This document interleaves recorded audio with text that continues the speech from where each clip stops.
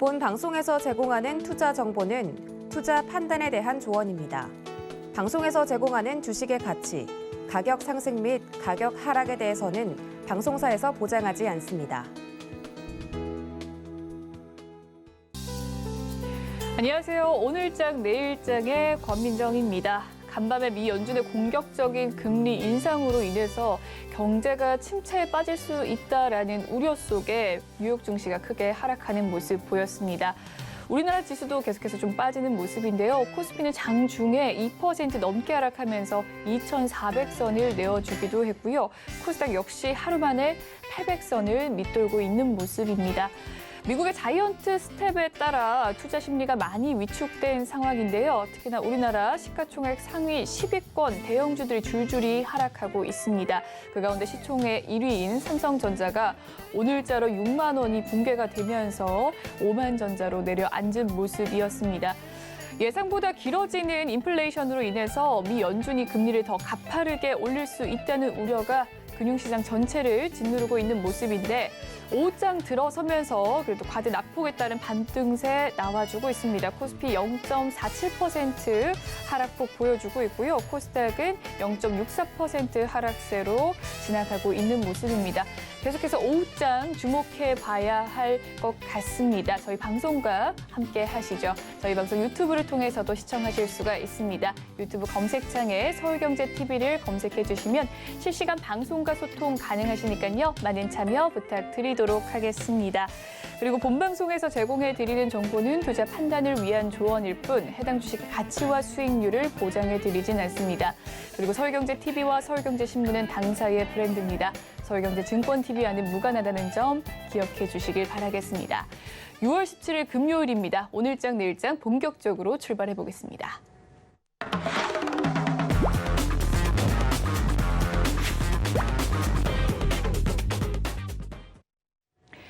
이 시각 보도본부부터 들어가 보도록 하겠습니다. 오늘은 경제산업부 김수빈 기자와 함께합니다. 어서 오세요. 안녕하세요. 네, 그럼 오늘은 어떤 헤드라인 들고 오셨을지 화면으로 만나보겠습니다.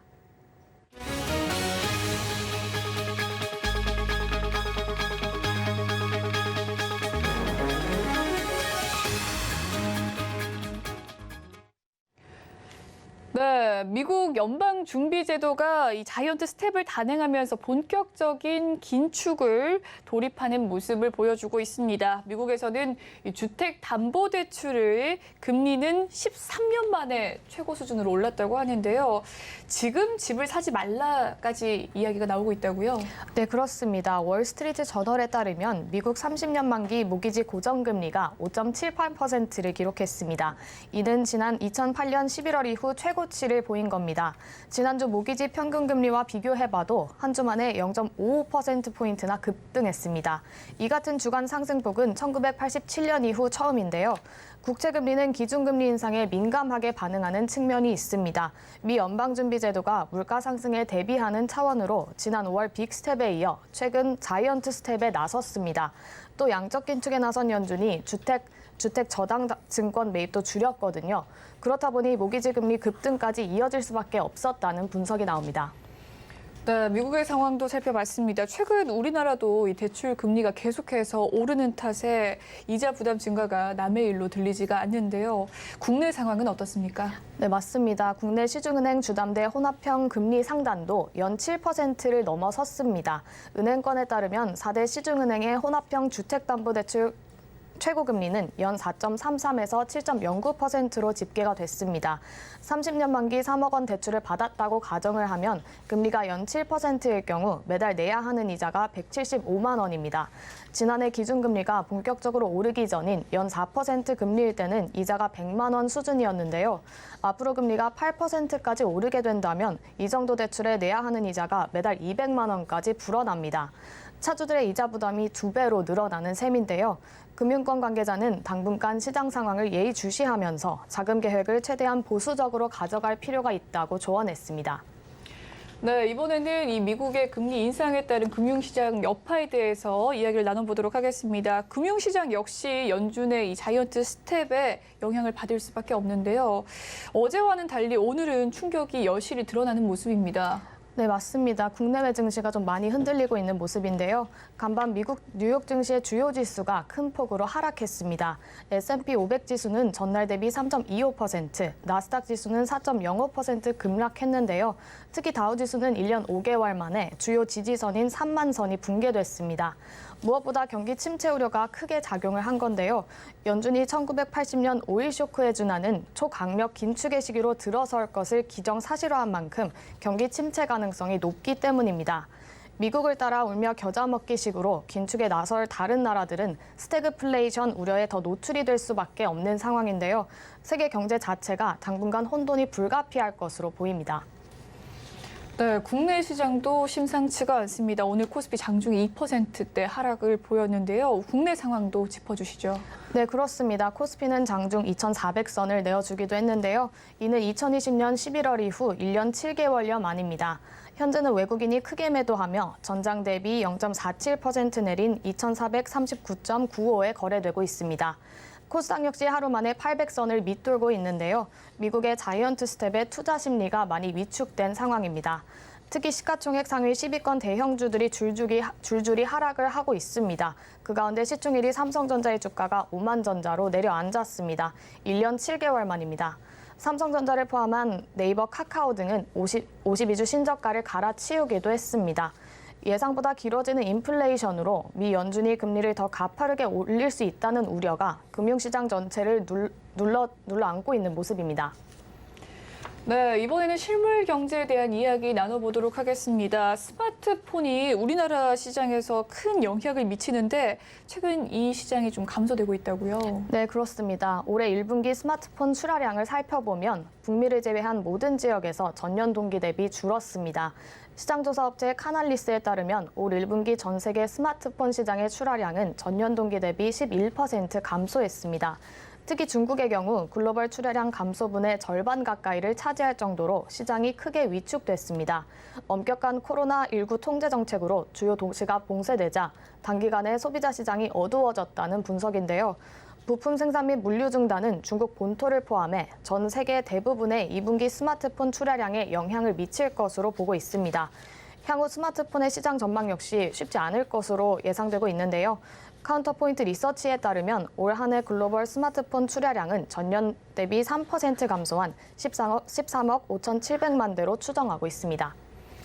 네, 아무래도 이 유럽 시장의 경우는 러시아와 우크라이나 전쟁에 영향이 있을 것 같은데요. 이 부분은 어떻게 분석되고 있습니까? 네, 영향이 있기는 있겠지만 크게 영향을 주지는 않았을 거란 분석이 나옵니다.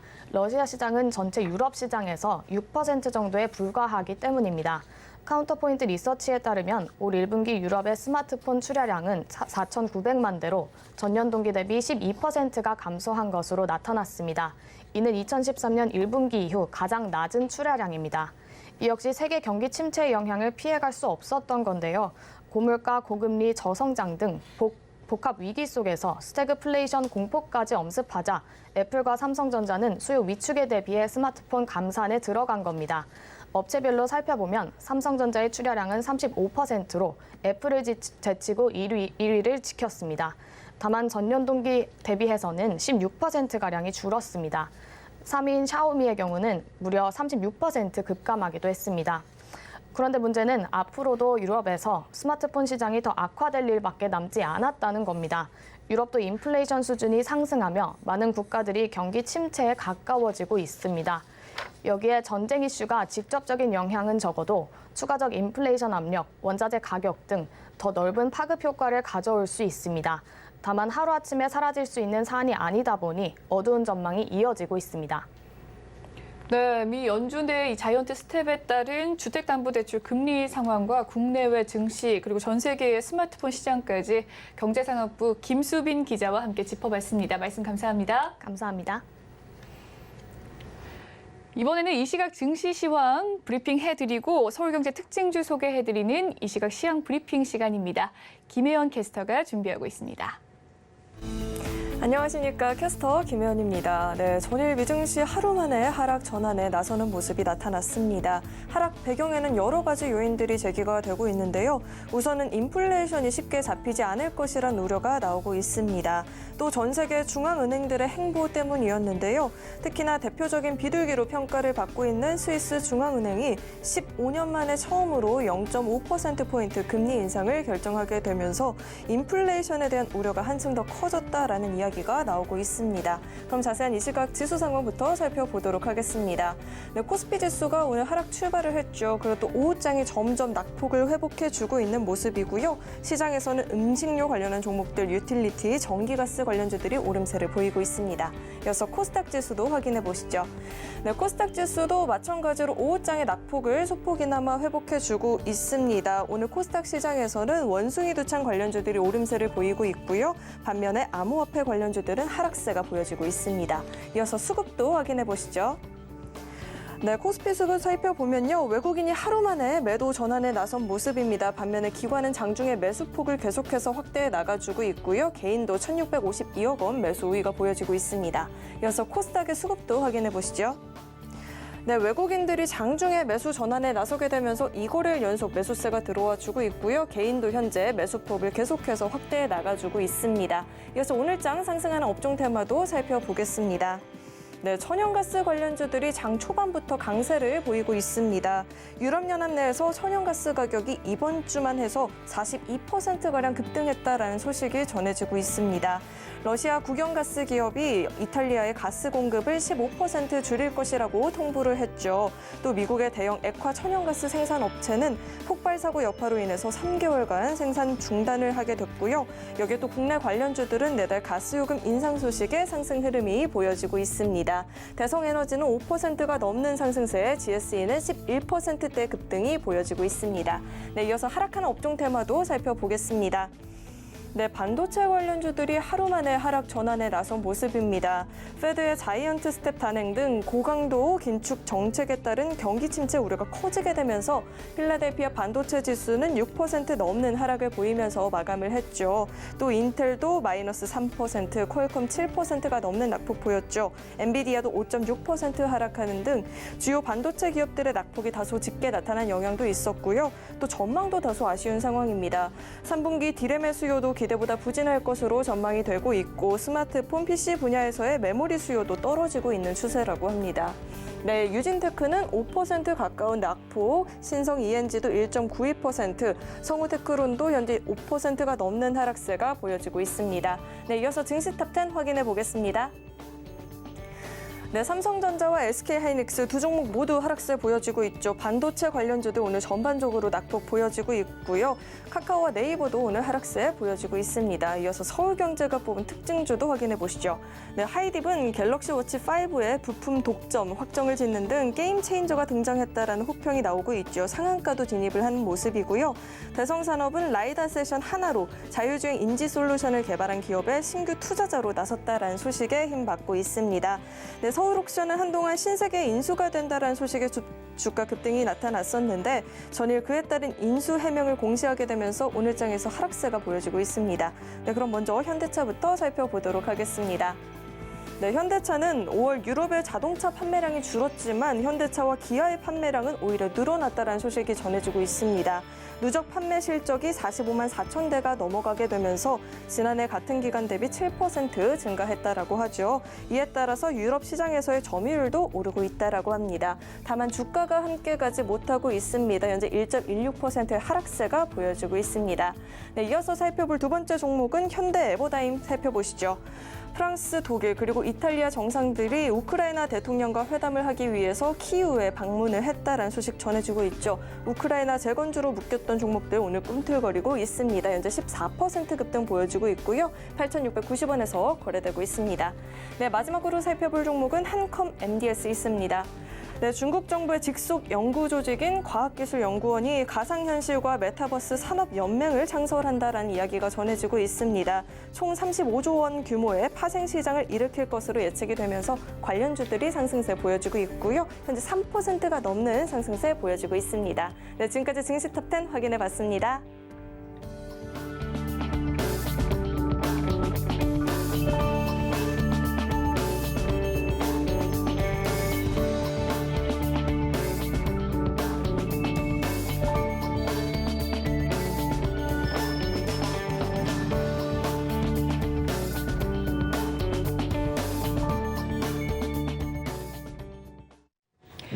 시각 외국인과 기관의 수급 상황을 살펴보는 수급 포착 시간입니다. 앞서 확인한 현재의 수급 상황 객장 연결해서 이야기 나눠보도록 할 텐데요.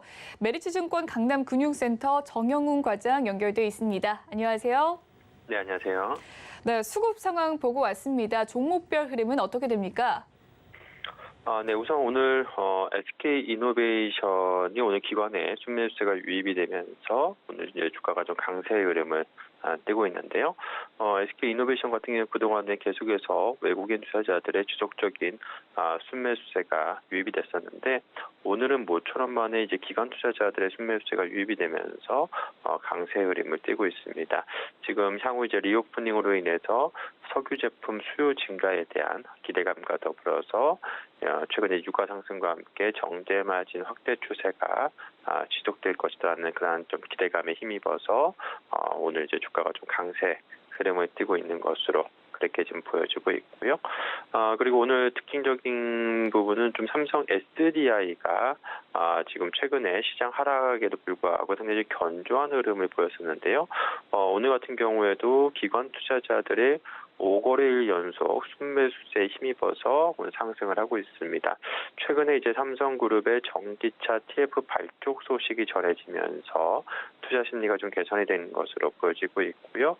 또한 최근에 이제 매크로 불확실성에도 불구하고 이러한 전기차 자동차 이제 전지와 또 원형 전지 쪽에서의 양호한 실적 전망이 좀 기대가 되면서 2분기 같은 경우에도 영업이익이 한 3,800억 정도 수준으로 전년 동기 대비해서 약 한 30% 정도 증가할 것으로 전망이 되면서 이러한 좀 실적 기대감에 힘입어서 지금 오늘 시장 대비해서 강한 흐름을 좀 보여주고 있다. 볼 수가 있겠습니다. 그리고 마지막으로 오늘 특징적인 종목 중에서 외국인 투자자들이 순매수하는 종목 중에 오리온을 뽑을 수가 있겠는데요. 오리온 같은 경우에는 최근에 시장 하락에도 불구하고 계속해서 주가가 좀 강세 흐름을 띠고 있습니다. 아시다시피 오리온 같은 경우에는 지난달 5월 이제 잠정 실적을 발표를 했는데요. 5월 잠정 실적 발표에서 이제 매출 증가와 함께 영업이익이 급증을 하면서 향후 이제 실적 모멘텀에 대한 기대감이 부각이 되면서 주가가 좀 강세 흐름을 띠고 있다라 볼 수가 있겠습니다. 지금 매출 상승과 함께 영업 레버리지 효과가 나타나고 있는 상황이어서 최근에 이제 특히나 이제 음식료 업종 같은 경우에는 지금 원가 부담에 대한 우려감이 컸었는데 그러한 또 우려감에도 불구하고 호실적을 기록했다는 점에서 향후 이런 실적에 대한 기대감이 계속해서 주가에 좀 반영될 가능성이 높지 않을까 그렇게 보고 있습니다. 네, 오늘 수급이 몰리는 종목들 살펴봤습니다. 그렇다면 과장님께서 포착한 특징주는 무엇인가요? 네, 앞서 말씀드린 것처럼 최근에 외국인 투자자들의 꾸준한 순매수세가 유입이 됐었다가 오늘 기관 투자자들의 순매수세까지 유입되고 있는 SK이노베이션을 주목을 하고 있습니다. 우선 SK이노베이션 같은 경우에는 2분기에 정제 마진 개선과 함께 어닝 서프라이즈가 기대가 되고 있는 그러한 상황인데요. 최근 이제 유가 상승 호조와 더불어서 리오프닝 본격화로 인해서 석유 제품에 대한 수요가 좀 증가하고 있고요. 이로 인해서 2분기 실적 개선에 대한 기대감이 높은 상황이다. 알아볼 수가 있겠습니다. 또한 이제 그동안에 이제 계속해서 이제 적자를 기록하고 있는 배터리 부분 같은 경우에도 최근에 계속해서 이제 시장 점유율 확대가 지속이 되면서 2분기에는 적자 폭이 감소할 것으로 기대가 되고 있고요. 중장기적으로 봤을 때는 이 배터리 부분 쪽이 결국에는 강한 이제 성장 동력으로 작용할 가능성이 높기 때문에 이러한 부분도 이제 주가에는 좀 재평가를 받을 것으로 기대가 되고 있습니다. 그동안에 이제 시장에서 국제유가 상승 국면에서도 이러한 국내 이제 정유사들 같은 경우에는 시장에서 계속해서 소외를 받았었는데요. 오히려 지금 시점에서는 다시 한번 주가가 좀 재평가될 수 있는 시기인 만큼 SK이노베이션 같은 경우에 또 최근에 주가가 크게 상승한 이후에 충분한 좀 조정을 단기적으로 받았기 때문에 지금 오늘 같은 기관의 순매수세 유입을 좀 주목해봐야 되지 않을까 그렇게 보고 있습니다. 네, 오늘 과장님께서 포착한 종목은 SK이노베이션이었고요. 이 종목에 대한 인사이트 얻어봤습니다. 지금까지 메리츠증권 강남금융센터 정영훈 과장과 함께했습니다. 말씀 감사합니다. 네, 고맙습니다. 네, 오늘 시장을 주도하는 업종과 이슈에 대해서 심층 분석해보는 마켓 로드맵 시간으로 넘어가 보도록 하겠습니다. 바로자산 운영의 윤정식 이사 연결되어 있습니다. 안녕하세요. 네, 안녕하세요.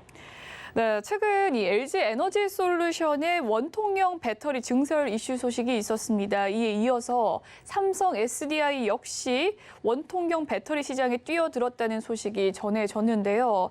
업계에 따르면 현재 이 원통형 배터리 라인을 증설 중이라고 전해졌습니다. 자세한 소식 전해주시죠. 네, 이 원통형 배터리가 다시 각광을 받고 있죠. 원래는 전기차 배터리 그러면 기존의 원래 배터리, 그러니까 전기차로 가기 전에 차량용 배터리도 각형이었죠. 그리고 전기차로 바뀌면서도 각형이나 아니면 이 파우치, 이 가방 형태, 이 파우치 형태의 배터리를 많이 했었는데 이 파우치 형태의 배터리가 각형이나 파우치형 배터리가 수명이나 용량 등의 장점이 많습니다.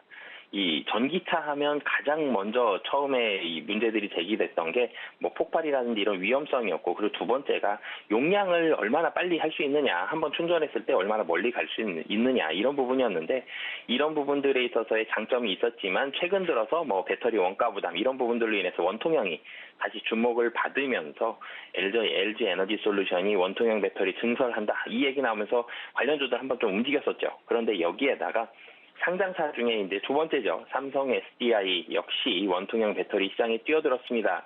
우선은 천안 공장에 원통형 배터리 라인을 증설하는 것으로 알려져 있고요. 삼성 SDI 같은 경우는 여러 가지 폼팩터를 좀 가지고 있습니다. 우선은 NCA, 그러니까 니켈과 C, 코발트 그리고 알루미늄 양극재를 적용한 여러 가지 폼팩터를 만든 다음에 이 중에서 생산이 쉽고 성능이 좋은 제품을 고를 계획인데요. 각형이 장점이 분명히 있습니다. 근데 원통형은 제일 사실은 좋은 장점은 이 생산이 좀 편안하다는 이런 부분들이고, 이전에 우리가 배터리까지 가기 전에 이 건전지가 사실 원통형이죠. 우리가 생산했던 배터리는 원통형이 좀 더 편안합니다. 훨씬 많이 했었고. 근데 이 공간 활용이 좀 좋지 않았었던 부분들이 있었는데, 공간 활용은 조금 뒤로 하더라도 휴대폰만큼 공간이 중요하진 않죠, 자동차가. 그렇기 때문에 원통형 배터리 쪽으로 삼성 SDI라든지 LG 에너지 솔루션이 가고 있고요. 그런 부분들에 대한 장점들이 좀 더 최근 들어서 부각이 되고 있죠. 그렇기 때문에 이 최근에 뭐 현대차도 전기차에 이 하이브리드도 그렇고 전기차에 원통형 배터리를 좀 더 많이 하겠다라는 얘기들을 하고 있고, 뭐 BMW도 그렇고요, 테슬라도 그렇고, 테슬라는 원통형 배터리 이미 사용하고 있죠. 그렇기 때문에 이 업체들뿐만 아니라 앞으로 다수의 완성차 업체들은 이 각형이나 파우치형보다는 중대형 원통형 배터리를 좀 더 많이 사용할 가능성이 굉장히 좀 높은 상황이다라고 보시면 되겠습니다. 네, 그렇군요. 이 원통형 배터리의 신설과 증설에 대한 내용들 들어봤습니다. 이 최근 LG 에너지 솔루션도 내년 양상을 목표로 원통형 배터리 증설 투자에 나섰고요. 이 원통형 배터리의 장점, 앞서 말씀하셨듯이 뭐 생산이 편하다라는 이야기 해주셨는데, 주요 기업들이 주목할 만한 이유 좀 더 알려주시죠. 네, 생산이 편하다는 부분들, 그러니까 만들기 편하냐, 이 얘기로 뭐 오인하실 수도 있는데, 배터리는 만들기는 뭐 대부분 비슷하죠. 근데 원통형 배터리라는 거는 이 표준화된 크기로 인해서 대량 생산이 상당히 용이하다라는 장점이 있습니다. 그러니까 대량 생산, 같은 100개를 만든다고 하더라도 원통형 배터리가 대량 생산이 좀 더 편하다라는 부분들, 뭐 그렇기 때문에 설비, 사실은 2차 전지는 계속적으로 증설, 그리고 신규 공장, 설비에 대한 비용들이 굉장히 많이 들어가는 게 2차 전지, 전기차 업체의 이런 숙제인데요. 뭐 이런 부분들을 좀 더 대량 생산이 용이하기 때문에 비용을 줄일 수 있다는 부분들, 그리고 각형 배터리나 파우치형 배터리보다도 원통형 배터리는 배터리 원가의 부담이 낮습니다. 이런 장점들이 있기 때문에 주요 기업들 이 사용을 하고 있고요. 지금은 이런 원가라든지 생산에 좀 더 포커스를 맞추고 있지만, 이전에도 단점이 있었죠. 이전에는 공간 활용이 뛰어나지 못하고 수명이 좀 짧다는 단점이 있었는데, 공간 활용은 아직까지도 뭐 완벽히 해결할 수는 없습니다. 모양 자체가 동그랗기 때문에 비는 공간이 생기게 되고요. 고정이 좀 더 불편한 부분들이 있습니다. 하지만 수명이 짧다는 단점은 상당히 많은 부분들을 이 단점도 있었는데, 이 단점은 상당히 많은 부분을 해결을 했기 때문에 이 주요 기업들은 전기차 업체와 협의를 해서 원가를 낮추는 부분들. 그러니까 전기차가 일반 자동차에 비해서 사실 보조금을 주더라도 가격이 훨씬 비싸죠. 이 가격에 대한 부담이 있고 이 가격에서 상당히 많은 부분을 차지하고 있는 부분이 배터리인데 이 배터리에 대한 부담감을 낮춰서 차량 가격도 좀 낮추고 좀 더 효율성을 높이자 이런 부분들이 많이 부각이 되고 있기 때문에 이런 부분들을 주요 기업들이 주목을 하고 있다라고 보시면 되겠습니다. 네, 그렇군요. 대량 생산이 좀 더 편하다. 그래서 생산 비용을 좀 줄일 수 있다라고 이야기를 해주셨습니다. 이 LG 에너지 솔루션을 업계에서는 이번 테슬라 4680 배터리 공급을 계기로 좀 테슬라의 주요 협력사로 자리매김할 것이다라고 보고 있는데요. 삼성 SDI 역시 좀 원통형 배터리의 주요 글로벌 협력사는 어떤 곳으로 논의가 되고 있는지가 궁금합니다. 또한 이 삼성 SDI의 글로벌 입지에 어떤 영향을 줍니까? 우선 이 계속 주목을 받았던 건 LG 에너지 솔루션이 뭐 어쩔 수 없이 국내에서 1위이고요. 뭐 중국을 제외하면 1위입니다. 중국 포함하면 2위죠. 가장 규모 크기 때문에 LG 에너지 솔루션이 계속 주목을 받았던 부분이 있고 또 하나는 이 전기차 하면 1번으로 생각하는 회사는 테슬라입니다. 근데 이 테슬라에 LG 에너지 솔루션이 이 원통형 배터리를 공급을 하고 있죠. 이런 부분들로 인해서 이 LG 에너지 솔루션이 주로 주목을 받았었는데요. 이제는 삼성 SDI도 같이 좀 보셨으면 좋겠고요. 삼성 SDI는 우선 BMW입니다. BMW의 유일한 이 2차 전기차 관련한 협력사고요. 이 테슬라 같은 경우는 LG 에너지 솔루션과 파나소닉 두 개의 협력사를 가지고 있는데 반해 물론 뭐 가장 많이 팔리기도 하죠. 이 삼성 SDI 같은 경우는 주요 글로벌 협력사로 이 BMW를 가지고 있고 그리고 이번에 현대차 이 미국 조지아 공장에 대한 증설 이런 소식으로 인해서 현대차의 전기차 관련한 종목들 굉장히 주목 많이 받았었는데 현대차의 이런 신형 하이브리드 전기차에도 삼성 SDI의 이 원통형 배터리 탑재가 될 것으로 보여집니다. 이 원통형 배터리에 대한 수요가 이 각형이나 파우치형보다 훨씬 더 많이 늘어날 가능성이 현재로서는 현저히 높은 상황이고 원통형으로 많이들 돌아가고 있기 때문에 삼성 SDI가 원통형 배터리 뭐 주로 생산하는 거 한 25년 정도가 되겠지만 이 원통형 배터리에 대한 본격적인 생산이 됐을 때 생산을 앞두고 있기 때문에 이런 글로벌 입지에 대해서는 삼성 SDI도 LG 에너지 솔루션처럼 글로벌 입지는 점차적으로 좀 확대가 될 가능성이 원통형 배터리로 인해서 상당히 좀 높아지고 있다라고 보시면 되겠습니다. 네, 그런가 하면 이 업계에서는 삼성 SDI가 설비와 증설, 좀 투자에 소극적이라는 평가를 받아왔습니다. 최근 글로벌 투자은행은 삼성 SDI에 대해서 좀 긍정적인 평가를 내놓기도 했었는데요. 삼성 SDI를 향한 이런 증권업계 평가와 변화, 또 투자자들은 어떤 변화에 주목해야 할까요? 네, 사실 삼성 SDI는 LG 에너지 솔루션, SK온, 그리고 삼성 SDI 국내에 3개의 큰 회사들이 있죠. 이 중에서 이 가장 큰 삼성그룹에 속해 있습니다. LG나 SK보다 삼성그룹이 가장 큰데 그럼에도 불구하고 설비 증설과 투자에는 가장 좀 뒤처지는 거 아니냐 이런 우려감을 받았었는데요.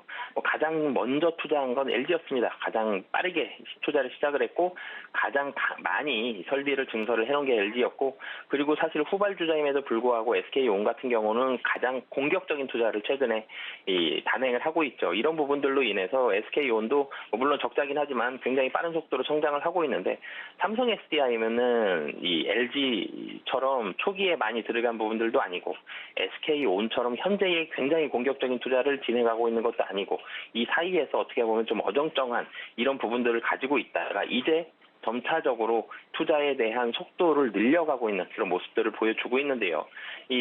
하지만 삼성 SDI 분명히 좋은 점이 있죠. 이재용 부회장이 BMW를 가서 만나면서 확실한 협력사에 대한 입지 좀 더 공고히 하는 그런 모습들을 보여줬고요. 그리고 현대차의 하이브리드 자동차 배터리 탑재 전망이라고 제가 말씀을 드렸는데 현대차뿐만이 아니라 다른 글로벌 협력사도 점차적으로는 확대가 될 것으로 보여집니다. 분명히 이 세계적인 기술력을 보유하고 있는 배터리 업체이기 때문에 이 협력사를 좀 더 찾는다면 그리고 지금처럼 최근에 발표하는 것처럼 투자에 대한 속도를 좀 더 증설에 대한 속도를 좀 더 늘린다라면은 분명히 입지는 확대가 될 것이기 때문에 이 글로벌 협력사도 확대가 될 것으로 보여지고요. 그리고 배터리 업체들 LG 에너지 솔루션도 마찬가지지만 삼성 SDI 2분기 상당한 호실적을 보여줄 것으로 예상이 됩니다. 시장 예상치, 컨센서스보다 훨씬 좋은 실적이 나올 것으로 보여지기 때문에 투자자들은 삼성 SDI 이전의 모습보다는 지금 현재 그리고 앞으로 나아가야 될 협력사 확대라든지 매출의 확대 그리고 2분기 호실적 이런 부분들에 이 주목을 해보면 좋을 것 같습니다. 네, 삼성 SDI 확실한 협력사인 이 BMW를 확보를 했다라는 소식과 현대차 하이브리드 등 글로벌 협력사의 확대가 된다라는 소식들 들었는데요.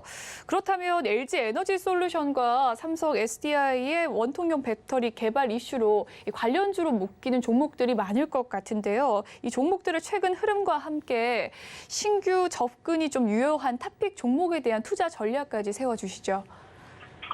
이 종목들 대체적으로 하락이 좀 제한된 모습 보여줬습니다. 그리고 물론 이제 2차 전지 업체들, LG 에너지 솔루션과 삼성 SDI 이 대장주들도 등락을 거듭하긴 했지만 시장의 하락보다는 상당히 좀 잘 버텨줬죠. 이 모습들은 이 삼성 SDI, LG 에너지 솔루션의 원통형 배터리 개발 그리고 좀 전에도 제가 말씀을 드렸죠. 실적이 좋다라는 말씀을 드렸는데 이 좋은 실적들을 바탕으로 주가가 견고하게 좀 버텨지는 모습이 있었고 이 앞단에 선 대장들이 견고했고 투자가 좀 더 이루어졌기 때문에 밑에 관련한 종목들, 이 원통형 배터리와 관련된 종목들 대체적으로 낙폭이 있더라도 낙폭이 상당히 좀 제한되는 모습을 보여줬습니다. 그렇기 때문에 이 원통형 배터리 관련한 종목들은 앞으로도 주목을 꾸준히 좀 해보시면 좋을 것 같고요.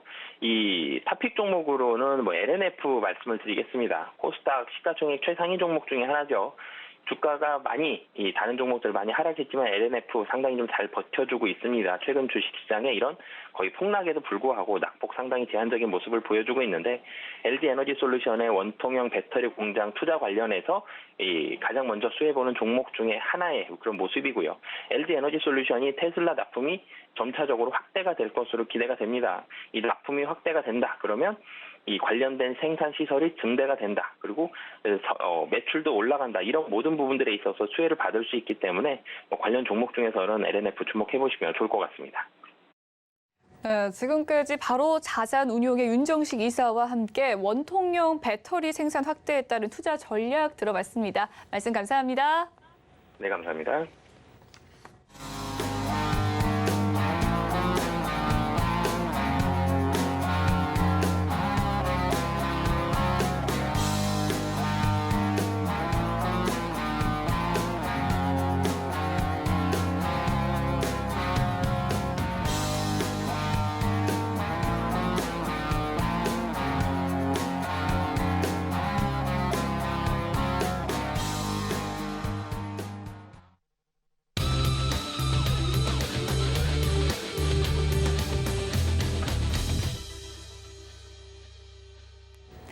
마켓 리더들과 함께 시장의 이 핵심 이슈를 짚어보는 이슈 칼럼 시간입니다. 오늘은 JDI 파트너스 최진욱 전문가와 함께합니다. 안녕하세요.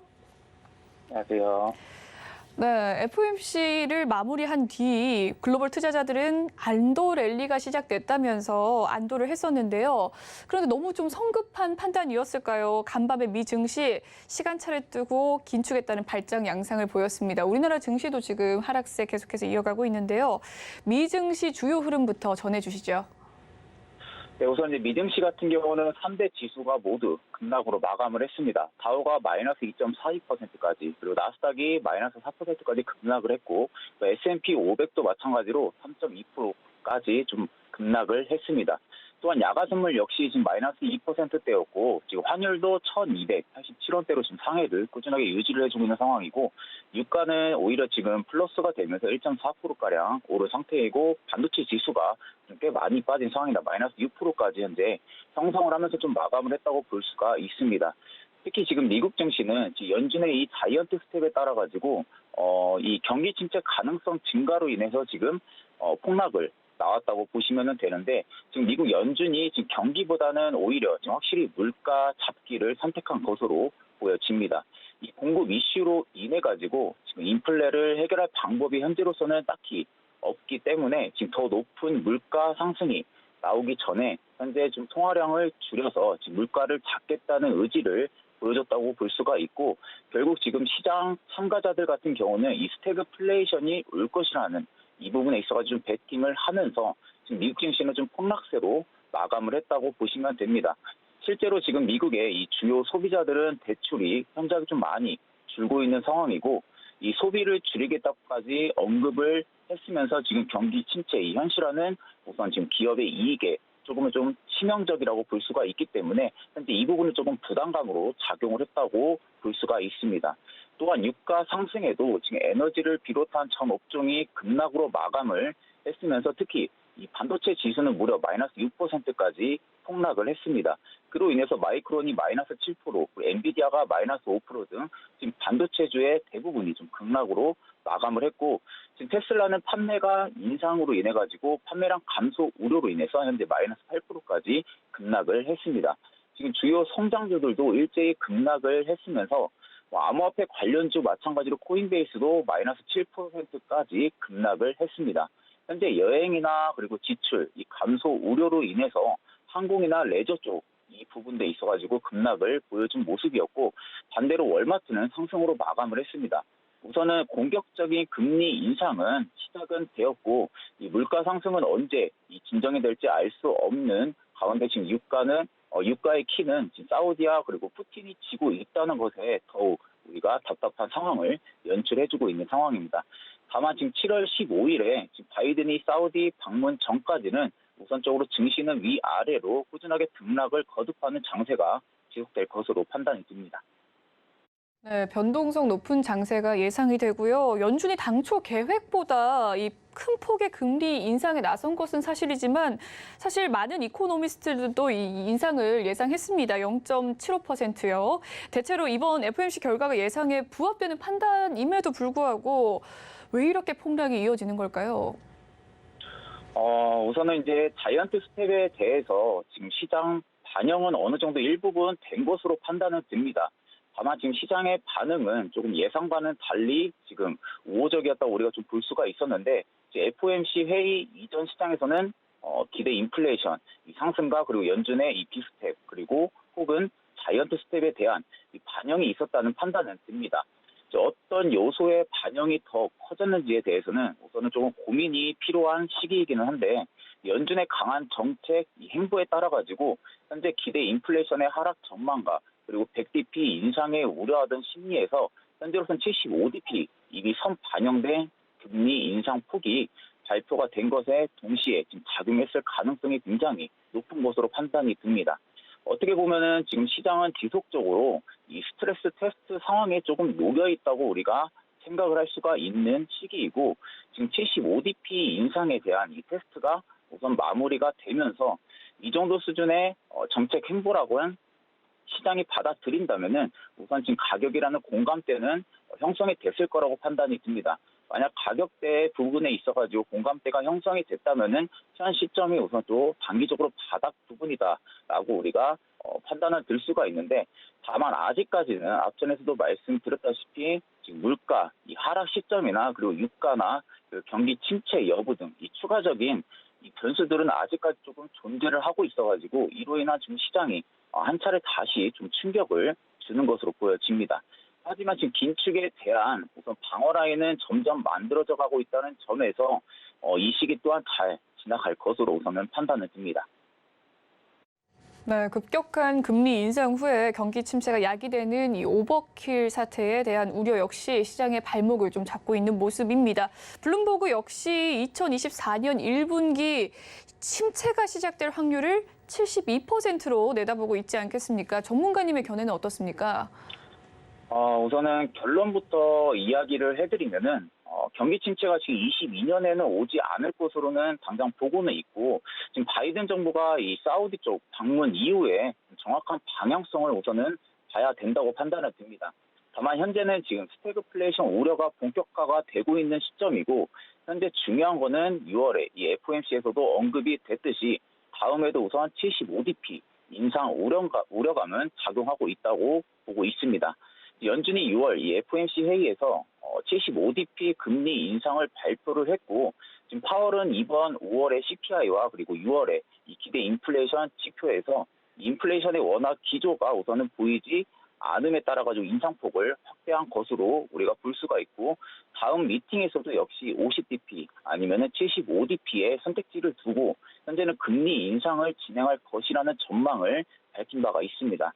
그로 인해 가지고 경기 둔화, 이 시그널이 나타나고 있음을 동의한 거라고 볼 수가 있고, 하지만 좀 타이트한 이 노동시장과 그리고 주택 시장에서 이 발생하는 임금 상승이나 그리고 주거비 상승 등의 이 금리 인상을 통해서 우선 완화가 돼야 되는 부분이라고 말은 전했습니다.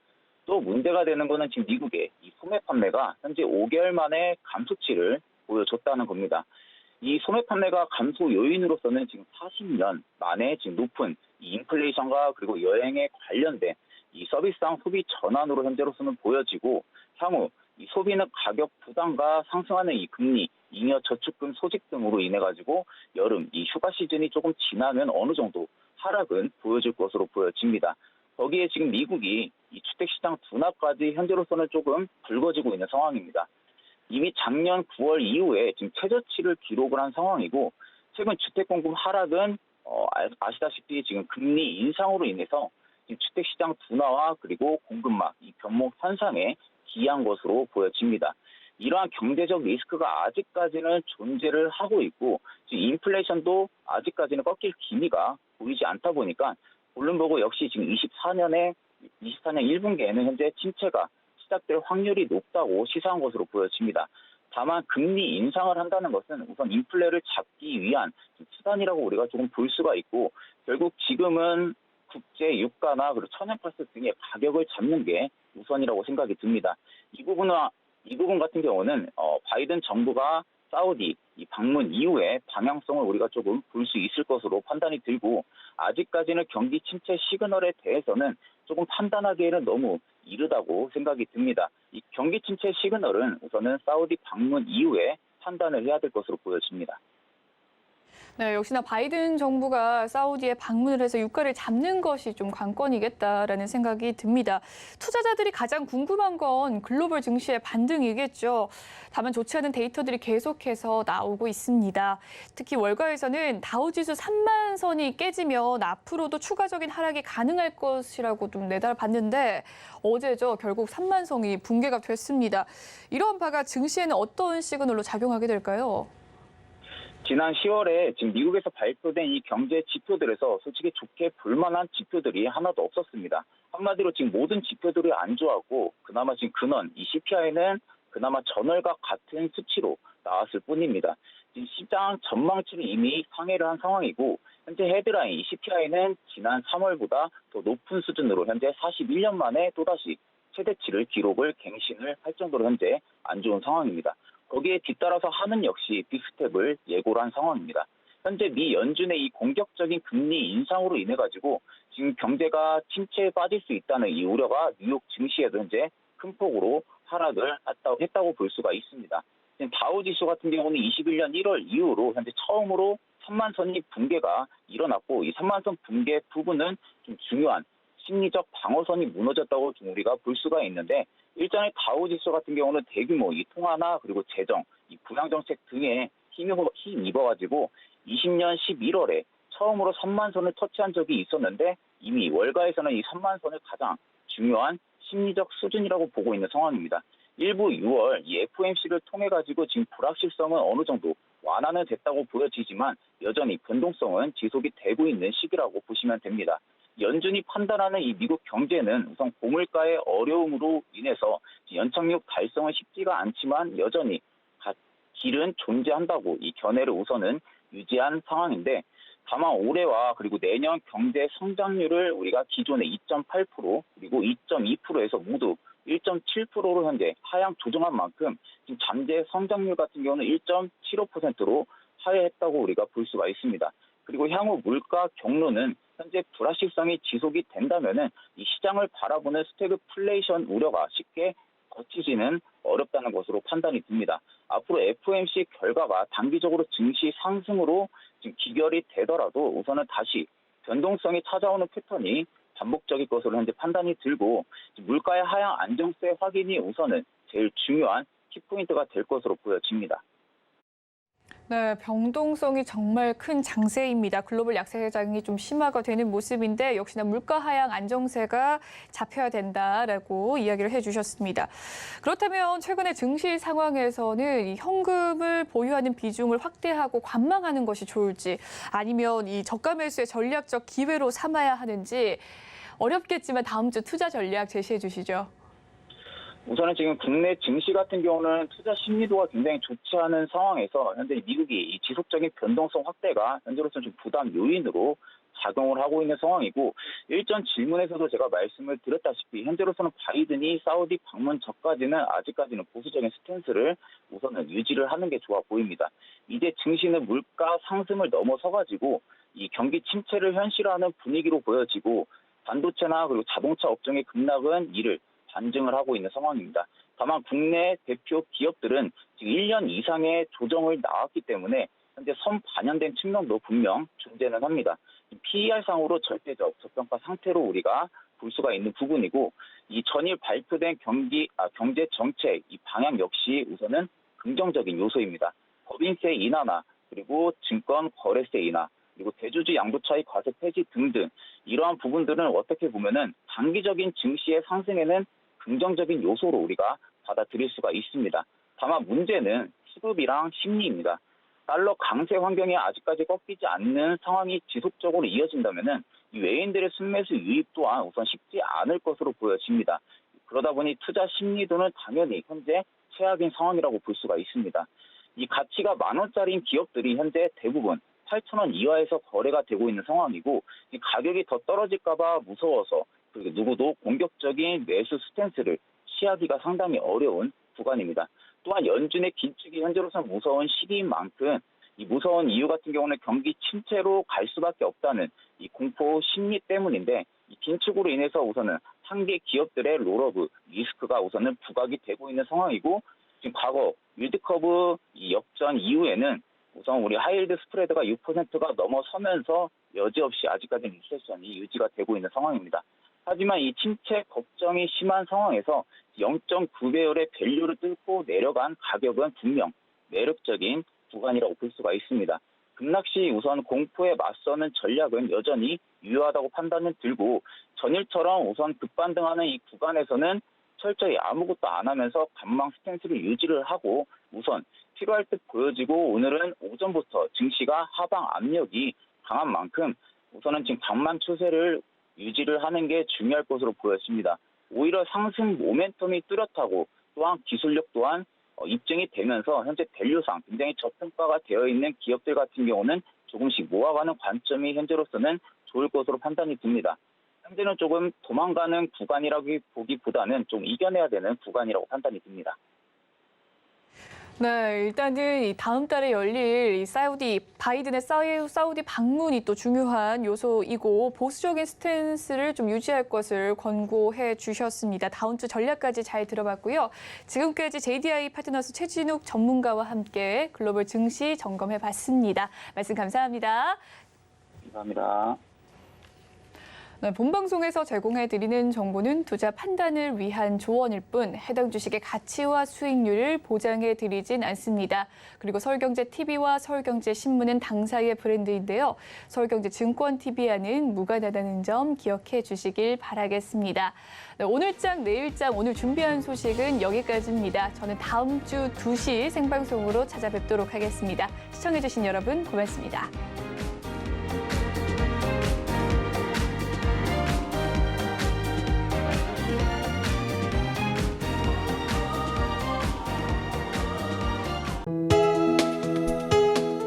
본 방송에서 제공하는 투자 정보는 투자 판단에 대한 조언입니다. 방송에서 제공하는 주식의 가치, 가격 상승 및 가격 하락에 대해서는 방송사에서 보장하지 않습니다.